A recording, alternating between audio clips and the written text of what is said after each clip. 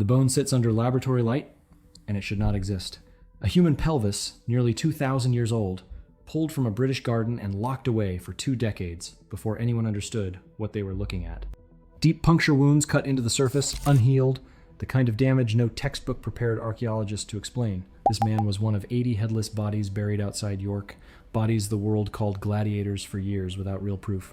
A lion did this, not metaphorically, scientifically. And that single bite mark is only the beginning of what these skeletons have been hiding. York, England, 2004. Workers digging behind an 18th century house on Driffield Terrace hit bone after bone after bone. By the time archaeologists finished, they had pulled more than 80 skeletons from the soil.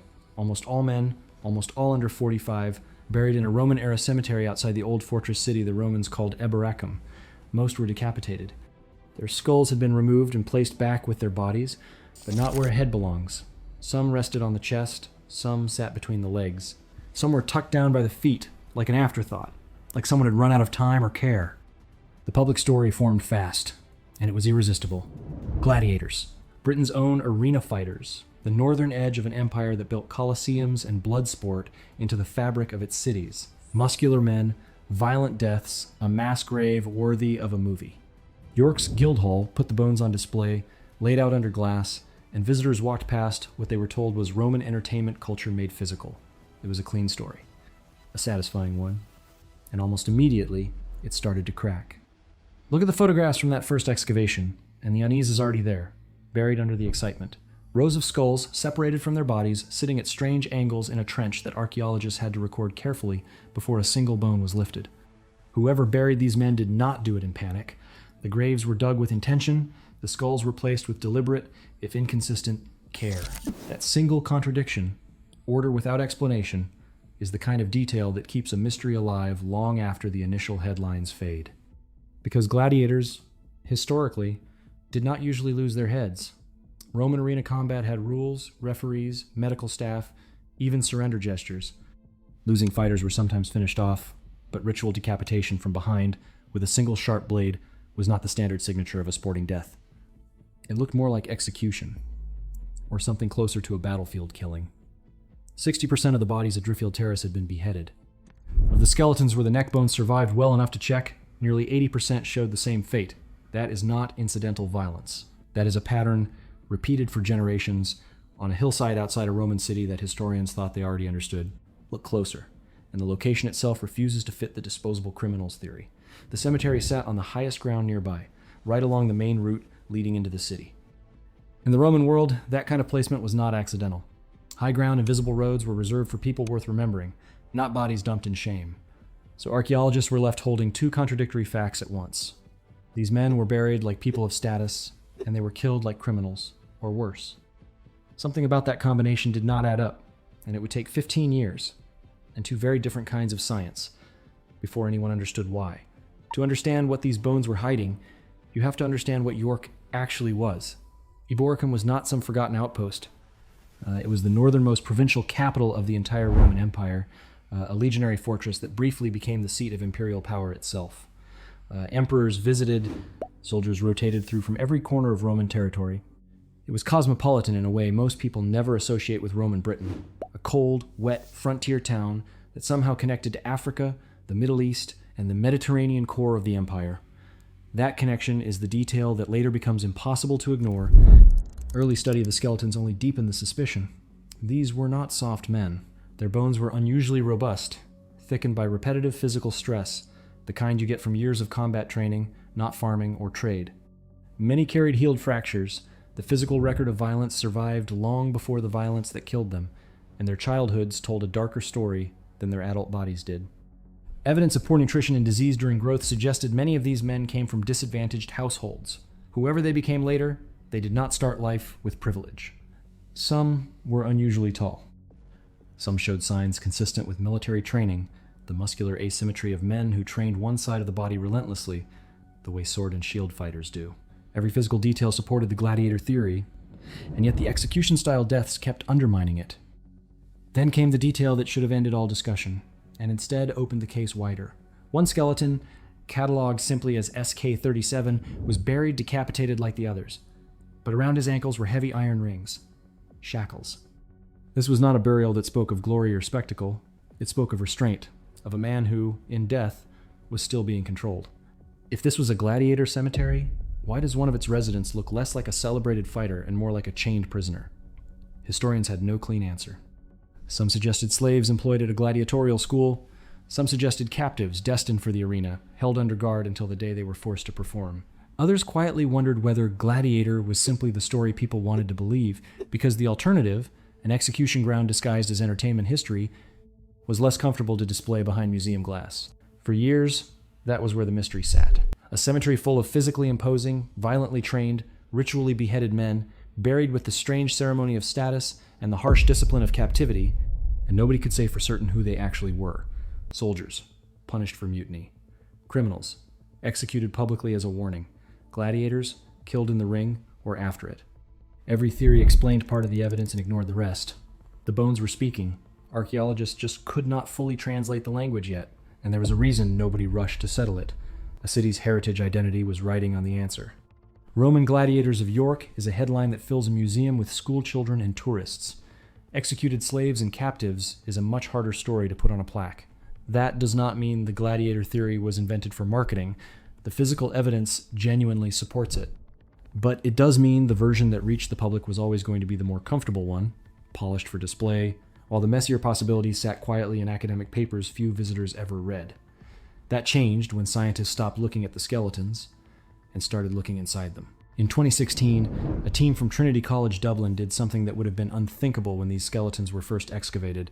They extracted ancient DNA, not from bulk bone, which degrades badly, but from the dense, protective inner ear bone of the skull, a tiny fortress of tissue that can preserve genetic material for centuries after everything around it has broken down. 7 skulls were selected for full genome sequencing, an attempt to read, letter by letter, the ancestry locked inside these decapitated men. The results should have confirmed a simple, local story. Instead, they complicated everything.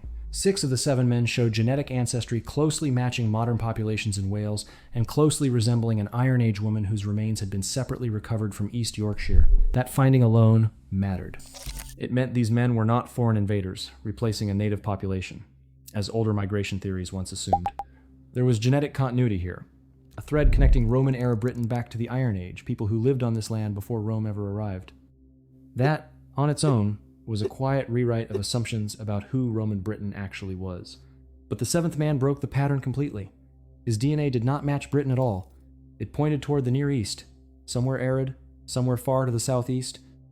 An environment researchers linked to the Nile Valley or a comparable region thousands of miles from a hillside cemetery in northern England. One researcher described him bluntly as someone who really stood out. A man from somewhere hot and dry, buried in the cold mud of a Roman frontier town. Picture that distance. Not a short journey, not a neighboring province. An entire continent's worth of separation, ending in the same unmarked grave as local British men, executed the same way, missing the same head. That single genome forced a harder question onto the table. How does a man from the Near East end up decapitated on a hillside in Roman Britain, buried among men whose families had lived in this region for generations? Trade, military service, slavery. Recruitment from distant provinces was common across the empire, and elite gladiator schools sometimes imported specific fighters valued for skill, spectacle, or novelty. But common across the empire is not the same as explained here. Nobody has a document naming this man. Nobody has a record of his arrival. His DNA is the only witness left, and DNA does not explain motive. It only proves distance. Isotope analysis run separately on the enamel of several teeth, added another layer to the puzzle. Enamel locks in a chemical signature from childhood, tied to the water and food a person consumed while their teeth were forming, essentially a geographic fingerprint written before birth and impossible to fake or erase later in life. Researchers measured strontium, oxygen, and lead ratios across a set of adult males from the cemetery, comparing the results to known signatures from different regions of the empire. Of the men tested, most showed signatures pointing away from Britain entirely, evidence of childhood spent in different climates, different soil chemistries, different corners of the empire. 2 of the tested men were British-born. The rest were not. Think about what that actually means for a burial ground archaeologists once assumed was simply local. This was not a nearby execution ground for local criminals. This was a site pulling men in from across the Roman world, feeding them into the same violent end, and burying them together as if their differences no longer mattered once they were dead. For a moment, the picture seemed to stabilize. Distant recruits, trained fighters, gladiators drawn from across the empire to a frontier arena, executed in the ring, buried with the strange respect their profession earned, even in death. It was a satisfying answer. It fit the robust bones, the healed combat injuries, the international ancestry, even the prominent burial location. Case closed, many assumed. Except one detail never fit cleanly into that story. Real Roman gladiators, despite centuries of artwork and literature describing their battles against wild animals, had almost never left behind physical proof. Historians had texts, they had mosaics, they had painted scenes of men facing lions in the arena. What they did not have, anywhere in the archaeological record of Roman Britain, was a body that could prove it actually happened here, until one skeleton finally did. Researchers had noticed something strange on that same pelvis years earlier. Unusual depressions, small punctures that did not match typical trauma from blades, falls, or blunt weapons. For a long time, the marks sat in storage, unexplained, filed away as an oddity rather than evidence. Then, using modern forensic imaging, a team led by researchers at Maynooth University in Ireland decided to take a second, far more serious look. They built three-dimensional scans of every puncture on the bone, mapping depth, angle, and spacing with a precision no archaeologist working in 2004 could have managed. To interpret what they were seeing, they needed something to compare it against. So they went to zoos. Real captive animals, cheetahs, tigers, leopards, lions, whose keepers allowed researchers to collect bones the animals had genuinely bitten during feeding and enrichment. Each of those bite patterns was scanned in the same three-dimensional detail as the ancient wound. Then the comparison began, tooth spacing against tooth spacing, puncture depth against puncture depth, a forensic lineup stretching across 2,000 years and thousands of miles. The match came back for a large cat, most consistent with a lion, an animal that has never once existed in the wild on British soil. Picture what that actually means. Not a metaphorical beast, not literary flourish borrowed from Roman mosaics. An actual lion's jaws closed on this man's body, somewhere in or near Roman Britain, with enough force to leave permanent marks in bone, and the wounds showed no healing whatsoever. Whatever happened to him, it happened at, or extremely close to, the moment of his death. This was the first physical, skeletal evidence ever recovered in Europe of a human being killed in combat with a large carnivore during the Roman period. Not a painting, not a poem, a body. But even this breakthrough refused to close cleanly. The bite sat on the pelvis, not the throat or skull, which is where large cats typically strike to kill efficiently. That mismatch matters. It suggests this was not a simple, fast, predatory attack. It suggests a fight. A man already down, already grabbed. An animal clamping onto whatever part of the body it could reach in a chaotic, violent struggle rather than a clean kill. The scan that was supposed to answer the mystery instead opened a far more disturbing one, because now researchers had to ask what kind of spectacle produces a wound like that, and why a man in Roman Britain was close enough to a lion to be seized by it at all. And that is where the newest crack in the story appears. Lions are not native to Britain. They are not native to most of the Roman Empire's western provinces. To bring one to York would have required capturing it, likely in North Africa, transporting it alive across the Mediterranean, and then overland or by river deep into a cold, hostile frontier province, keeping it fed, contained, and dangerous enough to perform on arrival. Picture that voyage. Weeks at sea in a wooden cage, then a slow crawl north through unfamiliar terrain, into a climate the animal had never been built to survive, all so it could be released in front of a crowd for a few violent minutes. That is an enormous, expensive, deliberate act of logistics, undertaken for a single spectacle in a city most Romans considered the edge of the known world. Researchers involved in the study have openly admitted they do not know exactly how it happened. They know it did. The bone proves that much. The how remains unanswered. And there is a second unresolved thread hanging beside it. If this man fought and died facing a lion, there had to be a venue built for that kind of event. Some structure capable of containing a captive predator and staging combat in front of an audience. No confirmed Roman arena has ever been excavated beneath modern York. Some archaeologists suspect one exists, buried under centuries of later construction, sealed beneath buildings too historically protected to dig beneath. If it is down there, it may stay hidden for a very long time. The city that produced the first physical proof of gladiatorial animal combat in Europe may be sitting directly on top of the stage where it happened, and nobody currently alive can walk into that room. Step back now and look at what these bones have actually revealed, layer by layer, each answer creating a sharper question than the one before it. First, men decapitated in a pattern too consistent to be accidental. Then, a burial position suggesting status rather than shame. Then, DNA, proving some of them traveled from unimaginable distances, ancestry stretching from Wales to the Near East, buried side by side in the same cold ground.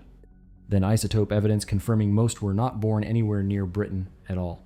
And finally, physical forensic proof that at least one of them was killed by an imported apex predator in a fight that did not go the way arena mythology usually promises. Each discovery answered part of the mystery. None of them finished it. There is still no full agreement on exactly who these men were. Soldiers punished for failure, criminals executed as public warning. Enslaved fighters trained and traded like property, valuable enough to transport across the empire, and disposable enough to behead without ceremony once they lost.